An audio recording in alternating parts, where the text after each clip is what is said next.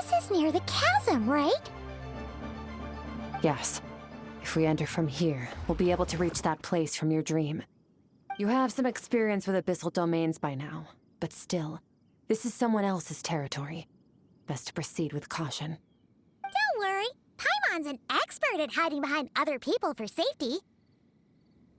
Oh, but, that means you need to stay safe, Traveler. All right. Remember your training. Time to put it to use.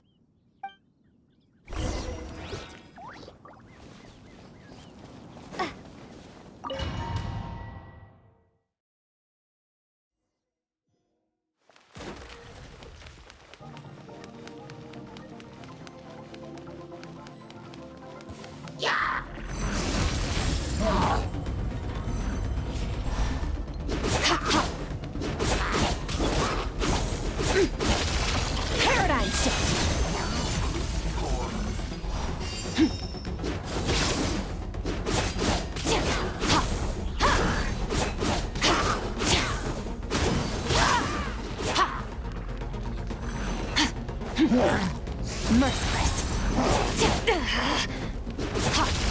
Into the void.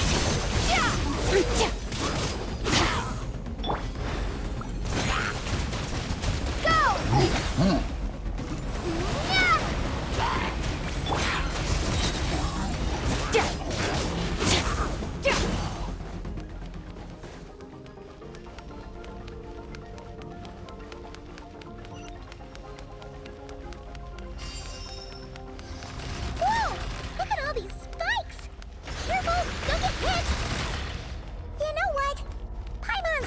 Float behind you.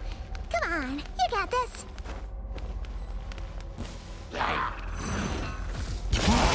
Paradigm shift.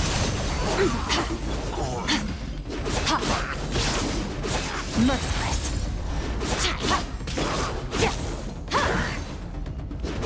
Hey, what are you two doing here?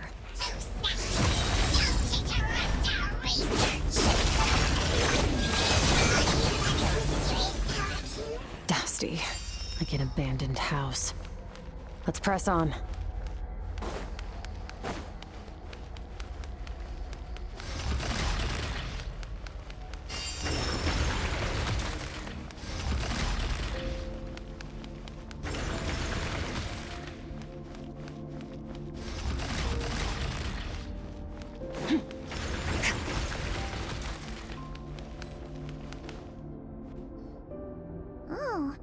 Looks like this is a dead end.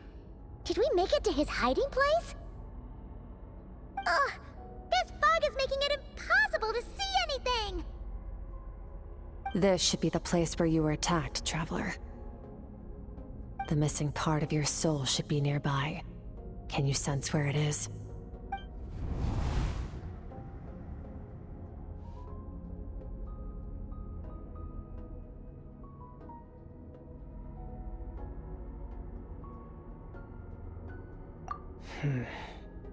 Our opponent must have covered his tracks just in case. Otherwise, you should have sensed it much more strongly. Hold on! Look! The spikes are back! Stay calm. Let's hold back a little. Give our enemy some wiggle room so we can see what we're dealing with. If you're too reckless, we might be playing right into his hands. Our enemy took part of your soul for a reason. It's likely he integrated it into his attack somehow. If we're smart about this, we can track it down.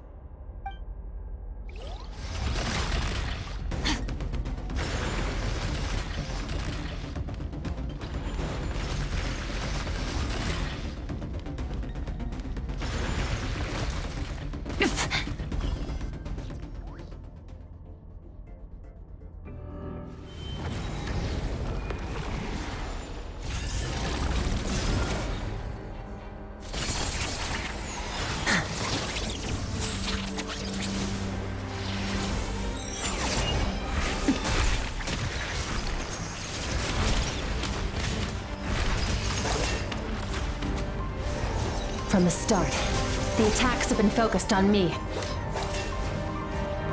Trying to break through my defenses? I see.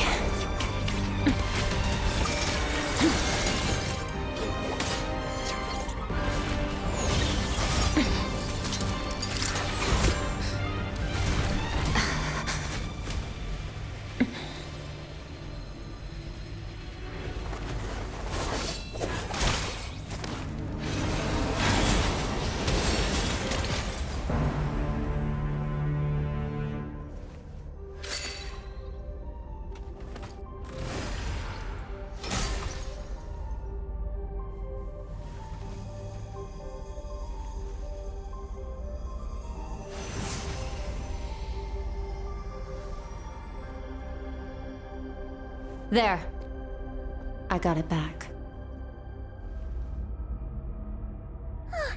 Traveler! Skirk! What happened? It looked like Skirk just got...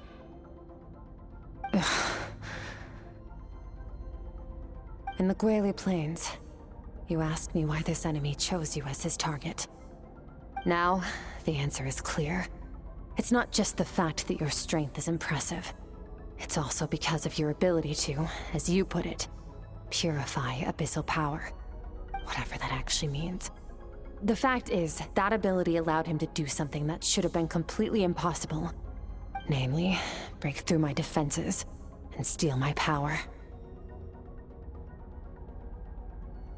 No, he couldn't have known I'd come to his domain. He only stole your soul fragment because he knew the value of its power. I doubt he expected it to come in handy so soon. Call it fate, if you want. I believe that's the term they use in this world for arbitrary coincidences like this. In any case, it works to our advantage. Once I realized what he was using that power for, it gave me the chance to get back what you lost.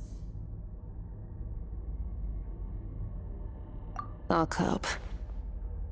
Well, done gorging? Good. Time to answer some questions. How did you get the power of the all-devouring narwhal? The all-devouring narwhal? Oh, of course! Paimon knew that spike thing looked familiar. It looks just like that narwhal's horn! I highly doubt you acquired that power through your own strength. Tell me I'm wrong. You're desperate enough to scour the land for god remains and whatever vestiges of power you can find. That alone proves you wouldn't be able to defeat a creature like that. Which leaves one possibility. You know my master, the Foul, Sertologi. The Foul? Who dares call him Foul? Sertologi.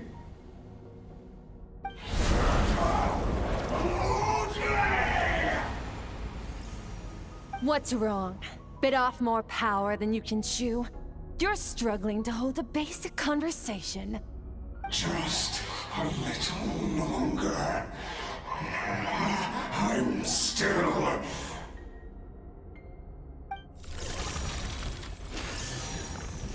Look! It's back! Those obsessed with power will let it devour them before abandoning their pursuit.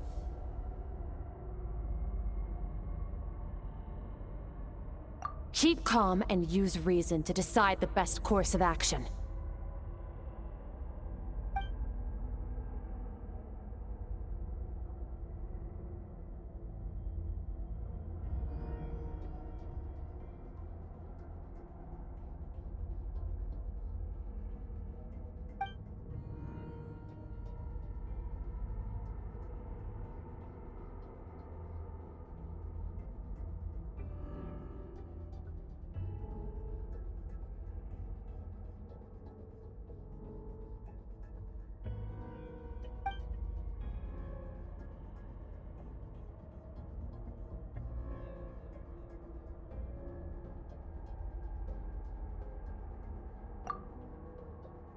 Wise decision. Final victory doesn't always come after a single battle. You've got your soul fragment back, so we both got what we came for. Let the enemy draw breath while he can. It won't be for long. Get us out of here, Traveler. You'll need to lead the way this time.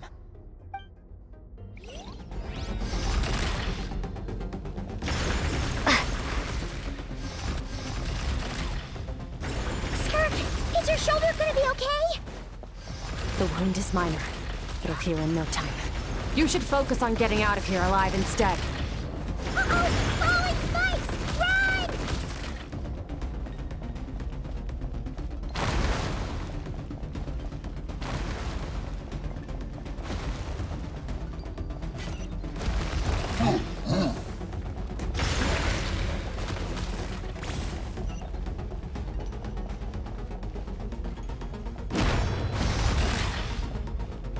Watch out!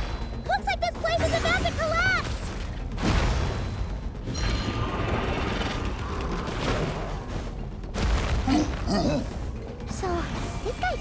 has something to do with the all-devouring narwhal. Did you know that all along, Skirk? I had my suspicions. That's why I decided to investigate in the first place. But suspicions only get you so far.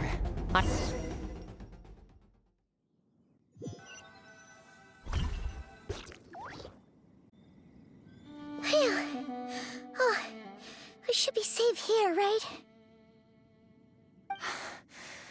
I no longer sense his presence. Can't have followed us out of that abyssal domain. Weaklings like him will find that my power is not so easily controlled. He won't be leaving that place until he's managed to digest it.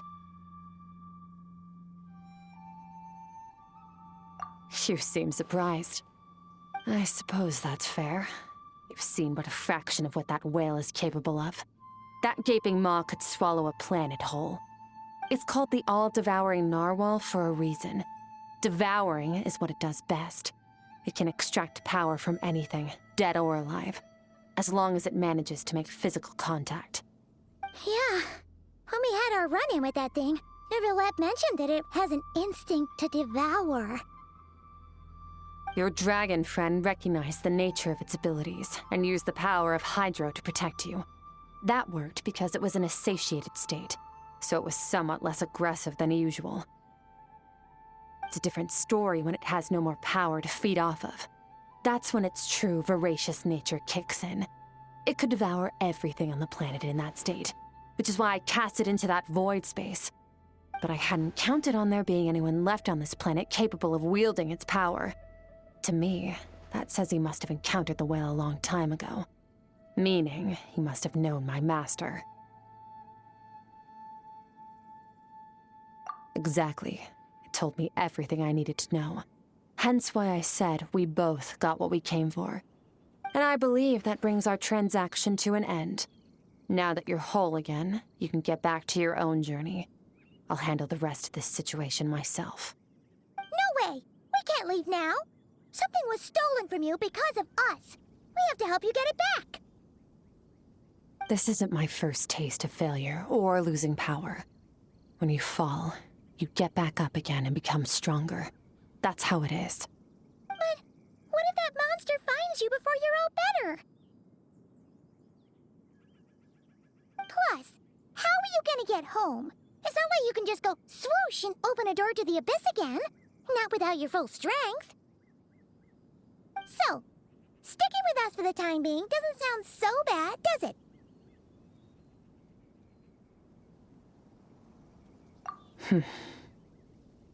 Fair enough.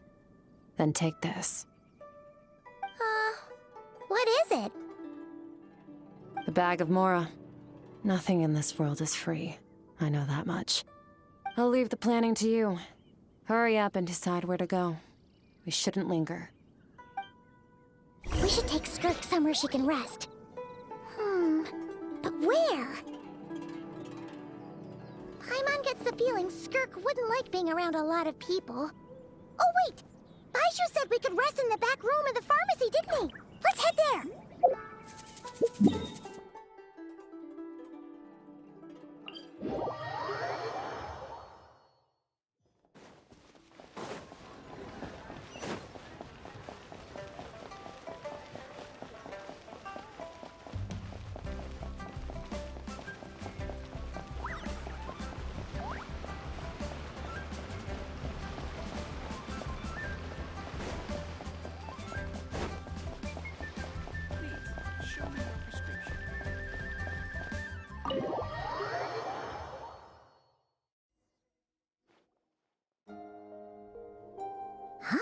This bag from Skirk has a ton of Mora in it.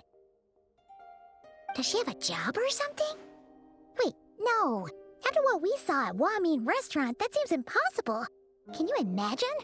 It would go something like... I'll be collecting my paycheck now, boss. Oh, sure thing. Wait, who are you? Have we met? Can't hold a job if you make everyone forget about you. So, what did she do to get all this Mora? Claimed some buried treasure, took care of a few monsters that were causing trouble. Nothing untoward. It's safe to use.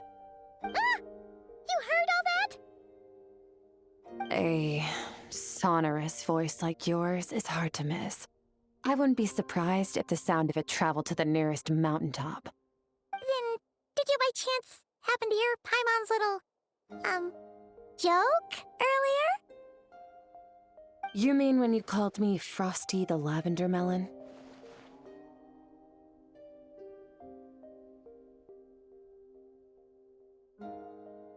No, sorry. Paimon totally misspoke just now. She didn't say that at all. It was, a Paimon lookalike. Yeah, she's a piece of work, that one. Always impersonating Paimon and giving people weird nicknames. Okay, fine. The truth is, Paimon didn't like you all that much at the start, but things are different now.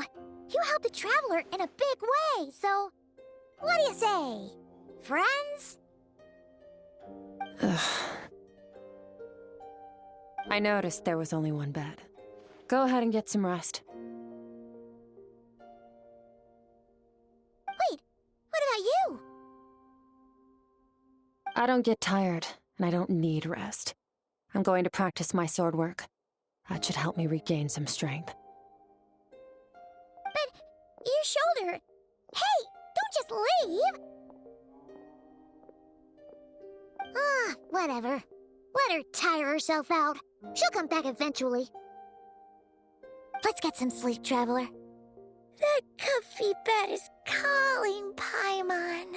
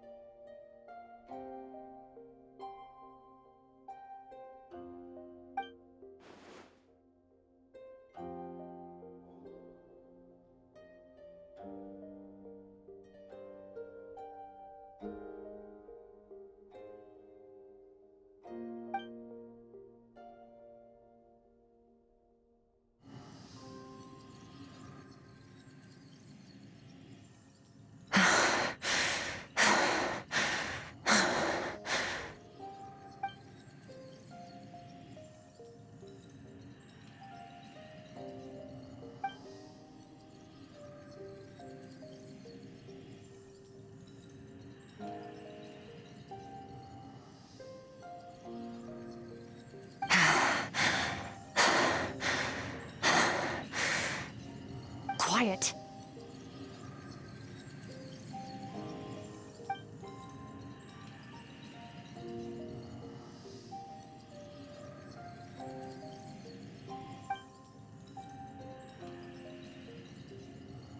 Do you even remember how many of us perished in that fire? How many bodies were left to rot on the scorched earth? Yet you alone live on.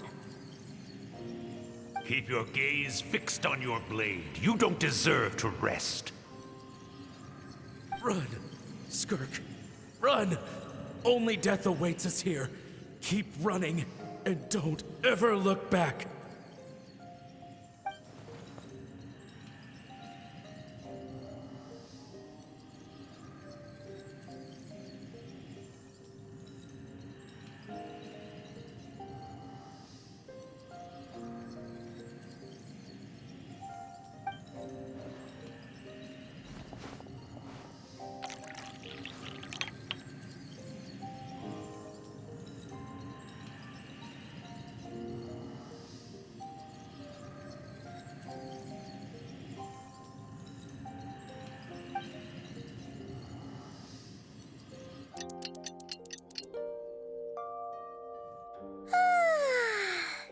Getting an early night's sleep is the best. That bed was so comfy. Wait, Skirk? Have you been sitting out here the whole night? The bed's all yours if you want it.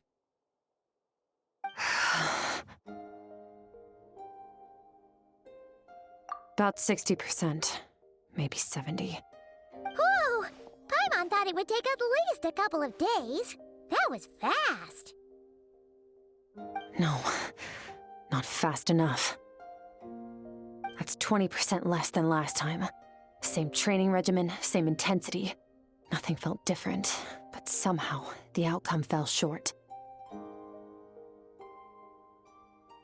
No, I think the problem's with me. I need to meditate for the next 2 days. Deep introspection should help me find the issue.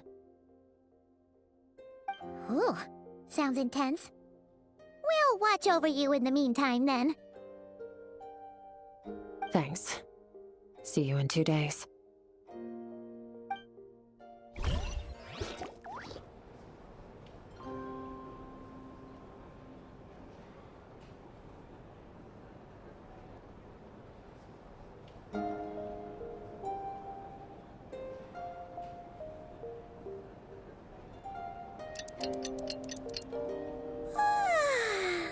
Morning! Skirk is still meditating, huh? It's been 2 days already. Shouldn't she be awake by now?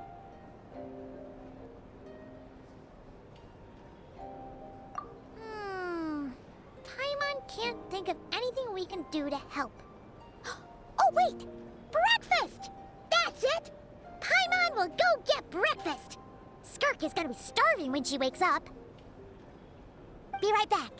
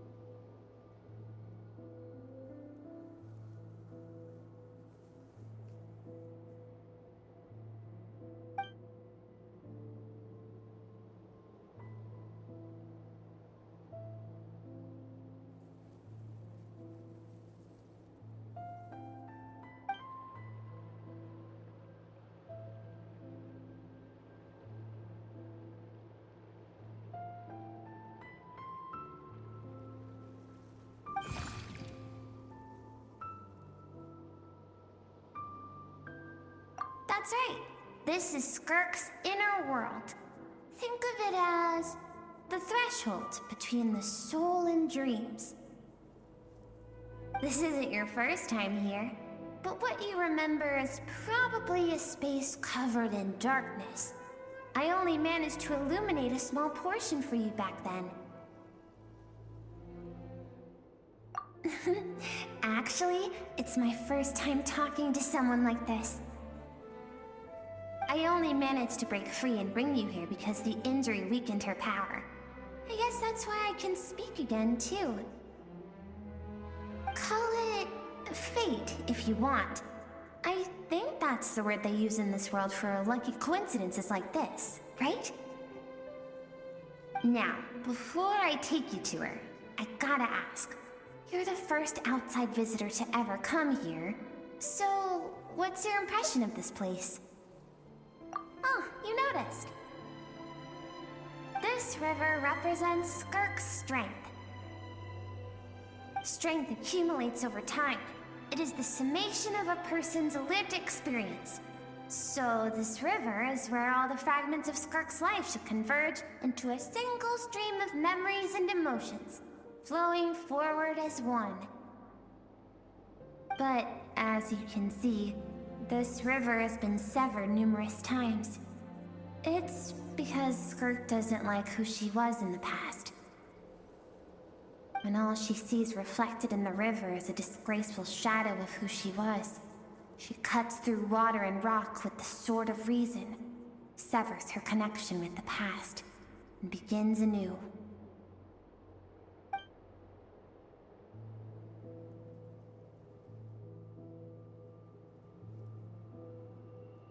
You must learn to shut out all the pointless emotion. Crush the self that makes you weak, and become master over your physical form. This isn't my first taste of failure or losing power. When you fall, you get back up again and become stronger. That's how it is.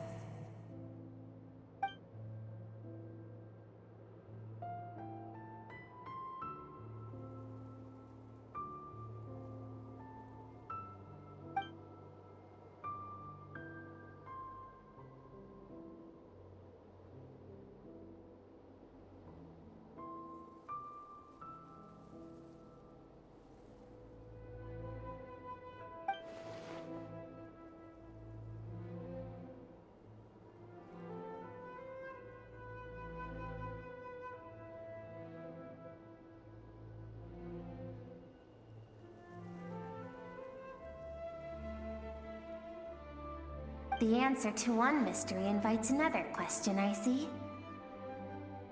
Let's follow the river upstream.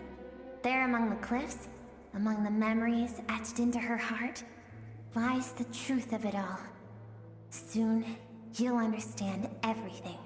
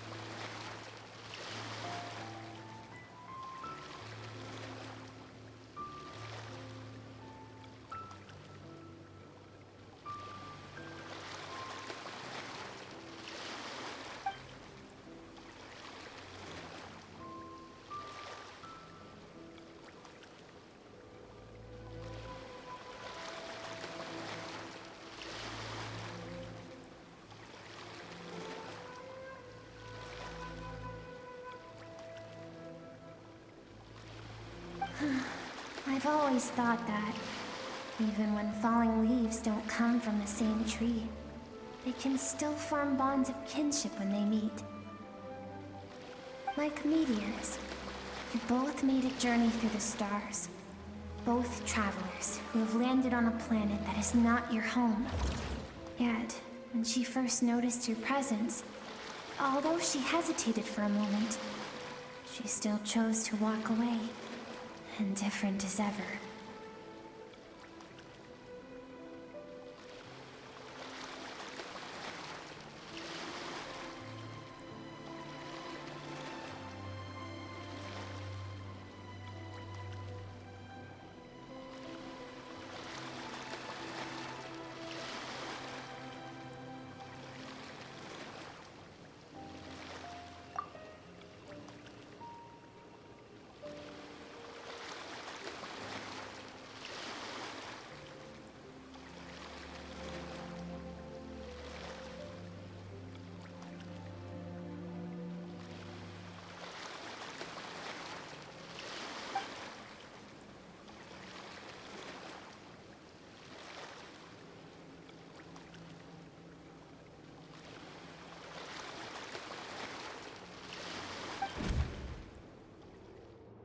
Seems like you've answered your own question.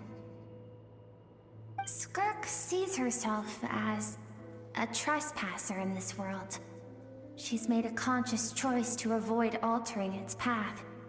But the reason for that decision stems from events much earlier on in her life. Let's keep going. It's still a long way to the source of the river.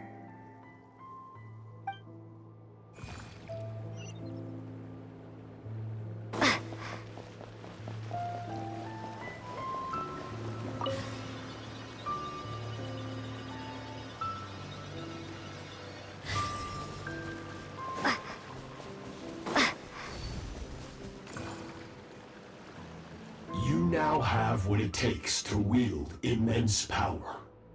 From this day forth, I shall teach you no more. No one can become a worthy warrior through imitation alone. I have given you fangs and claws. Now, you must learn to hunt. You wish me to travel the world beyond on my own, Master? Indeed. Make new friends. Embark on your own journey. and piece together a new future from the shattered remnants of your past. We will still have contact through the abyss. But know this. One day, I will take the life you worked so hard to rebuild and reduce it to ashes. Just like the fire that haunts your mind. Why would you do that? I have told you before, fear is the catalyst for human evolution. You have tasted loss. You have known fear, so deep it can be felt in the bones. But as living beings, we all have an instinct to detach from that which harms us. And thus pain dampens over time, and the acrid taste of fear becomes but a distant memory. Yet now, I have bestowed upon you the gift of fear eternal. It will drown you in the nightmare of your childhood, or it shall drive you to defeat me, whatever the cost.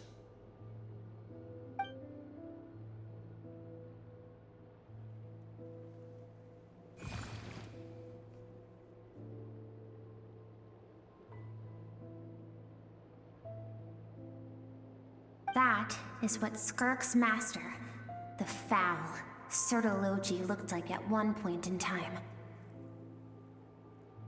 Of course, as a higher being, physical form is a triviality to him.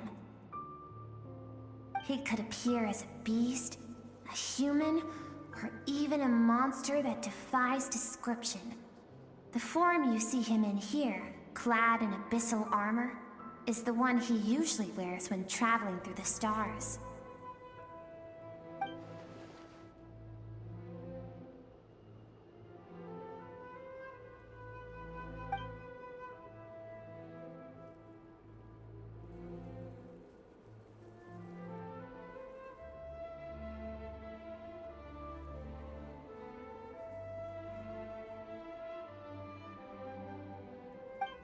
For certain reasons, I need to bridge the power gap between me and my master as quickly as possible.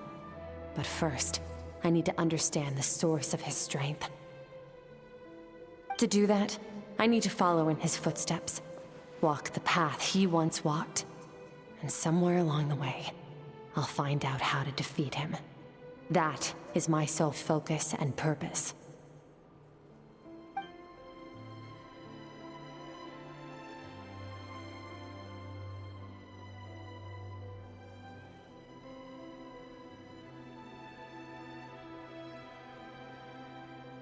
I'll let you in on a little secret. The real Sertologi is terrifying. The scope of his power is impossible to understand until you experience it firsthand. It is absolute, the power to crush all things. Shall we keep going? Let's see. We're about halfway there.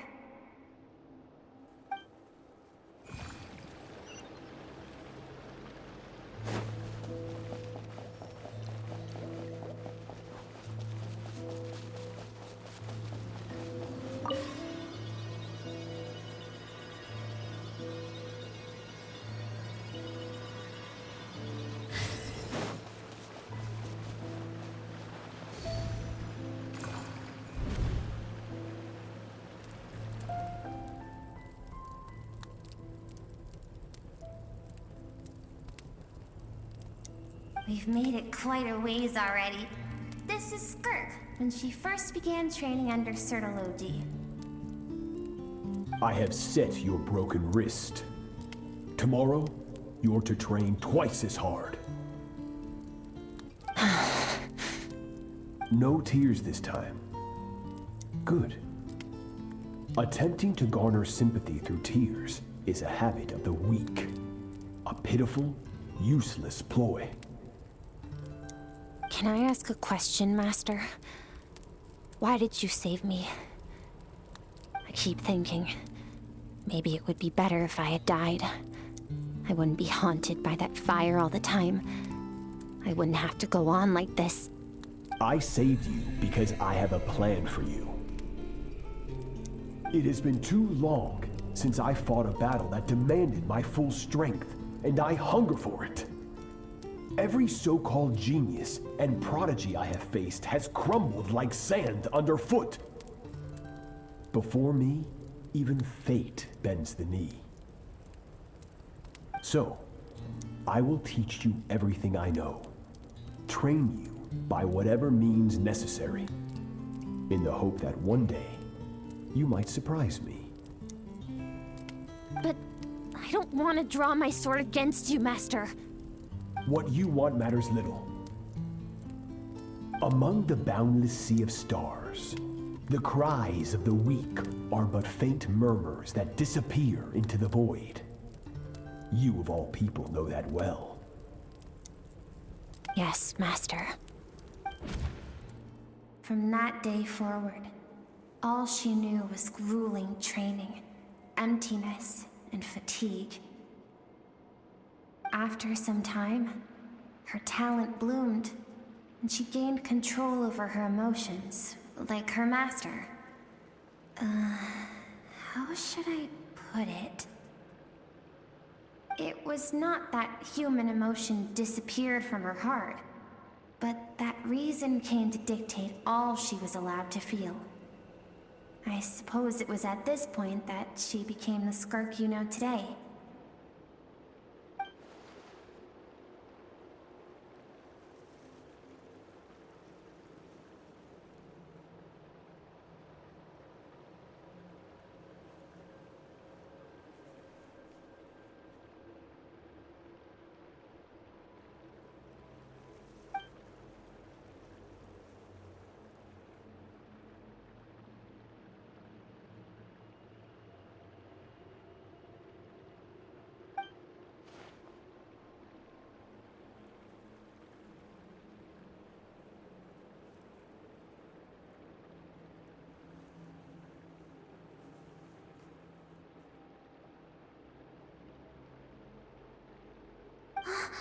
We're nearly there.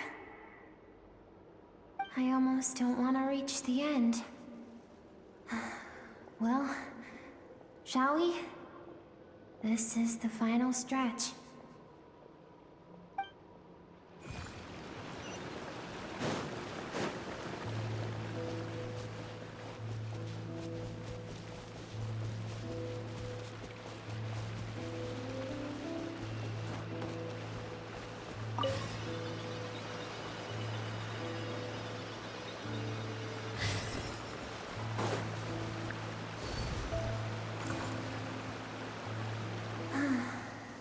These are Skirk's happiest memories. What a simple and carefree time it was. Wisps of clouds dotted the sky. The sun bathed everything in golden light. And when song filled the air, not even the shyest of flowers could resist swaying along. This is Skirk's homeland. She was so curious about everything as a child. Always skipping school to go exploring instead. There was so much to discover. The treasures at the bottom of the sea. The secrets beyond the stars. And that merchant ship packed with adults wearing those strange clothes. Yes, the ship. That was the beginning of the end. It was a spaceship. When it arrived, the people that disembarked wore smiles on their faces and spoke of friendship. They claimed to be merchants from a neighboring planet, looking to establish trade. Skirk's parents, her relatives, her neighbors, everyone welcomed the newcomers with open arms and allowed them to explore the planet. To them, the visitors were guests and should be treated with hospitality. No one had any idea of what was to come. Several months later, An army of unknown origin arrived without warning and carried out a ruthless campaign to destroy everything and everyone on the planet. Skirk had skipped school that day, like so many times before, so she was not caught in the immediate wave of destruction. But when she came home that day, only fire and ruin awaited her. Countless people cried out to her for help. People she knew and loved. Friends and relatives. The little girl who lived next door. The shop owner with the bad leg. The bad-tempered teacher she had made fun of just that morning. Their lives were discarded like worthless trash as the fire consumed one life after another. Skirk was helpless. All she could do was run. And so she did. She kept running until an unexpected figure crossed her path. If Sertology hadn't been there in that moment, the fire would have claimed her life too. And there she would have remained, left to rot in the scorched earth, with no answer. Because she and her people were seen as a threat.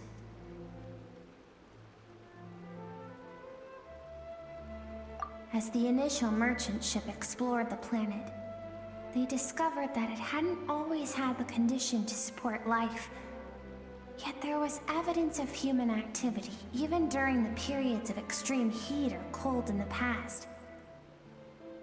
Further research revealed that, over time, the people of this planet had evolved the ability to adapt to any type of environment or energy source. For that reason, the outsiders viewed them as a potential threat, and decided to eliminate them before the threat could rear its head. And so, the army was called, and the so-called danger was what? Senseless, isn't it? Deemed a threat because of a gift they didn't even know they had. Perhaps it was their own innocence and kindness that doomed them. But in the end, that was lost to the blaze as well. If those with power get to decide good and evil, then all you can trust in is the sword in your hand. And so, before death could claim her, she ran. No one wants to relive their most painful moments. Well, that brings us to the end of the story. This is as far as we can go. Skirk is waiting over there. For both of us. Let's go to her. It's time to fulfill my purpose. And my greatest wish over all these years.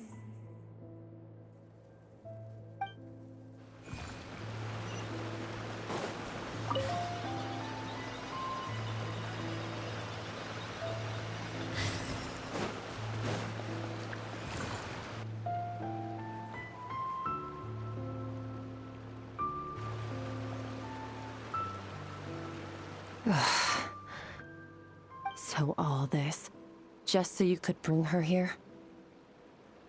I have things to say to you. Well, to me. I want someone to witness our reconciliation, even if it takes an argument to get there. And she is the best choice in this moment. Her suppressed emotional self. The version of herself she keeps locked in the recesses of her mind, stifled by reason. All those rejected impulses, those discarded aspects of your past selves, they are a part of me now. I am who you used to be. Someone you have refused to face for too long. So, I came to face you instead. You're wrong. I've faced you all along. And that's exactly why I keep you locked here.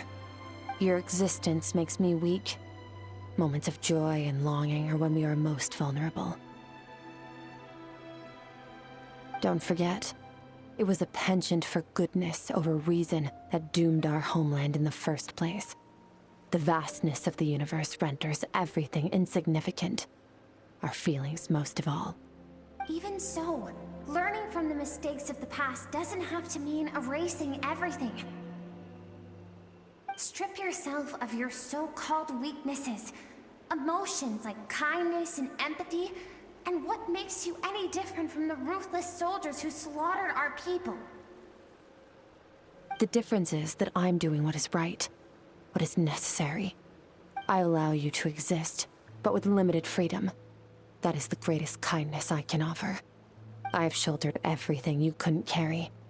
I rose above the numbness and emptiness, and it was cold, unfeeling reason that brought me this far. It made me who I am. It made me strong. That is the problem. I want to shoulder those things together.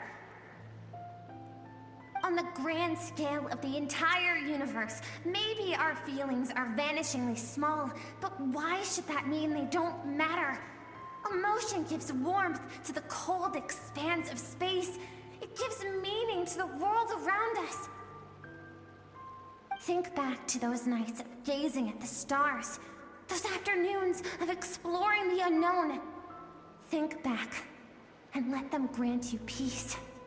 A brief respite from the pressure you put on yourself.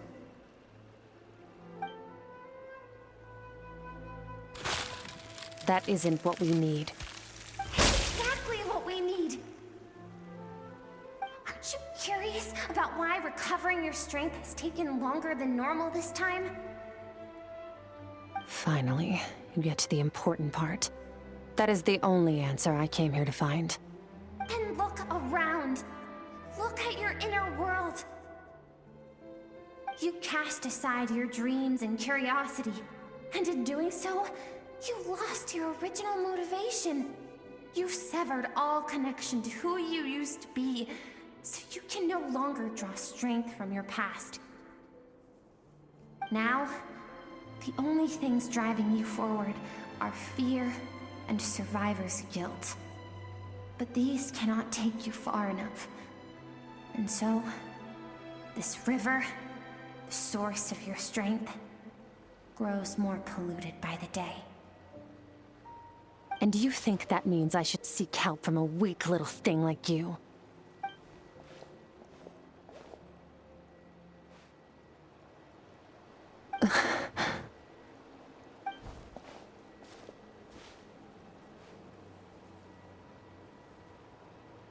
Thank you for saying that. I knew bringing you here would be the right choice. To be honest, I'm not here to argue with you. This isn't about who's right or wrong.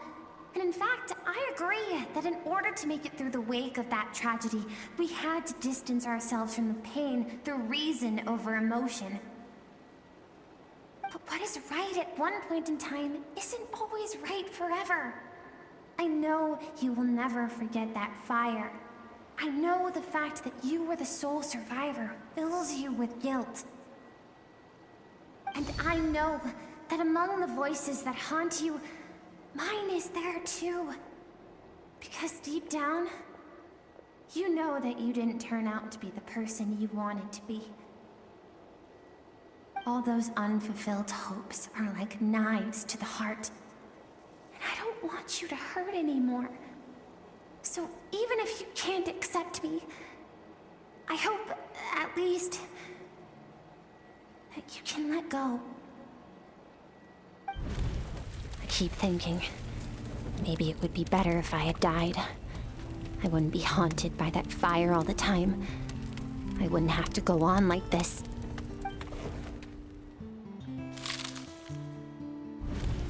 Your dad and I, we're not afraid to stare death in the face, but we need you to survive.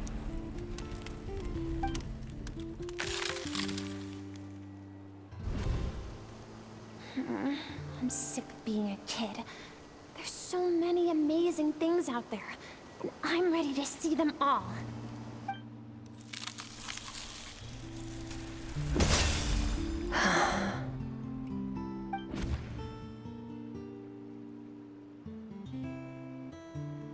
remember. There was a song Mom and Dad always sang when we went out to fetch water. Dancing water.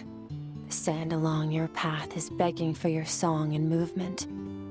Will you carry this burden with you on your journey? I am not the dancing water, and you are not the burdensome sand. But if this is your wish, then I will carry you with me until the end.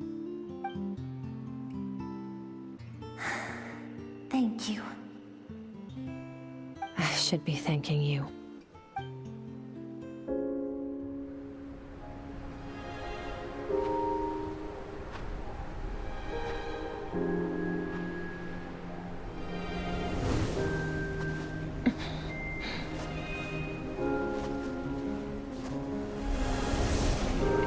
Run, Skirk, run!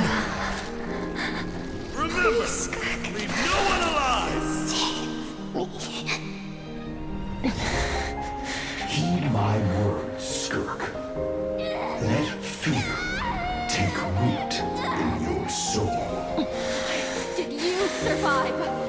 Why was it only you?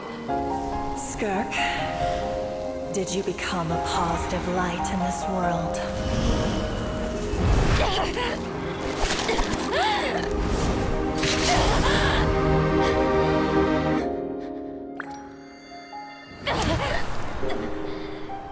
Hey, this doesn't have to be the end.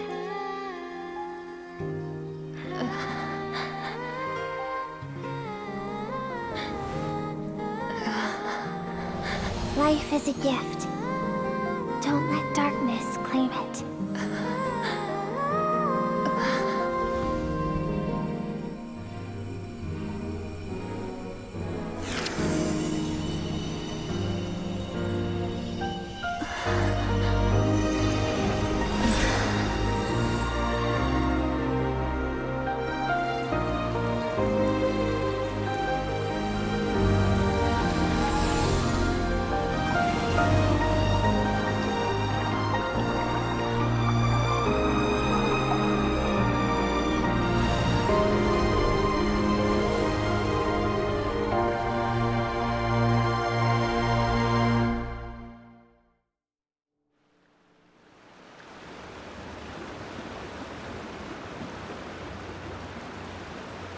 So, you saw my memories then. I once asked my master if survival of the strongest was the law of the universe. He said no. But in a world without order, those with no moral boundaries tend to be the ones who survive. That's why, after hearing his answer, an idea came to mind. An idea that, one day, I would create a new world order. One in which there would never be another tragedy like that fire. One in which power was not the law of the land. But that means I must defeat him. Because my master, Sertologi, is, at the core, a defier of all rules and order. Yes, and not just because of the gap in our abilities, but also because I have no reason to see him as an enemy. Although his decision to train me was not made out of kindness, he did everything a master should. He saved my life, taught me the sword and the principles of strength. And for that, I respect him. I know, and it's not something I want. But Master never goes back on his word. I have to treat everything he says as a promise. He's no longer into that, but he sends me messages through the abyss every now and then. Most of them are simple greetings, or an answer to one of my questions. Every time I hear from him, my heart skips a beat. And I wonder if this is the moment where he'll finally appear before me and tear down everything I've built to pieces. Maybe that means I do live in eternal fear, just like he said. Yes, I respect him, but I'm also afraid of him. And for that reason, the pursuit of strength consumes every moment of my life. I don't know what Master has planned, but I have to be ready. Help me? Why? This isn't your fight.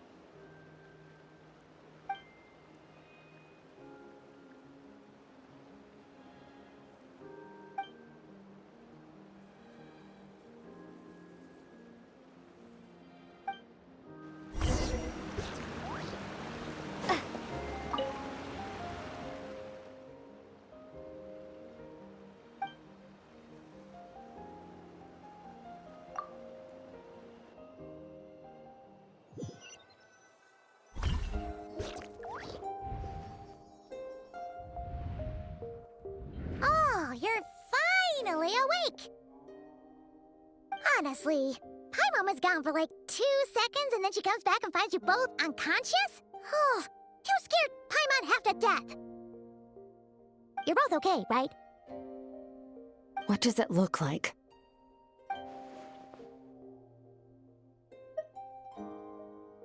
Only water from the source can cleanse the rot and filth that flows from the past into the future. I taught you to incorporate the experiences from your journey into how you fight. I suppose what happened today will become an inseparable part of who I am. Okay, so Paimon feels like she's missing some important context. But whatever. Paimon brought back tons of delicious snacks! All right. It's about time we finished what we started. We're gonna deal with this thief for good, right? This time, I'm not going to tell you to hold back. But having digested even more power in the meantime, he's going to be tougher than before. The good news is, we have no reason to pull our punches this time. So, let's go. Same place as last time.